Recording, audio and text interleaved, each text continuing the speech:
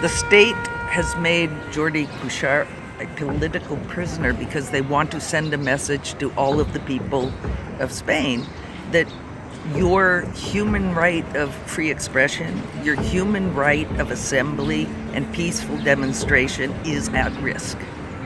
And by putting him and others in a farcical trial, when the only avenue to resolve the so-called crisis is by negotiation and discussion, they're showing that they're trying to say civil society has no role in this. Shut up. And that's very dangerous, not just for the people of Spain, but because of the rise of authoritarianism across Europe, of course in my country, and around the world. Every time a state succeeds in doing these things, it puts at risk the human rights of other people around the world. So it's very important, and that's why I'm here.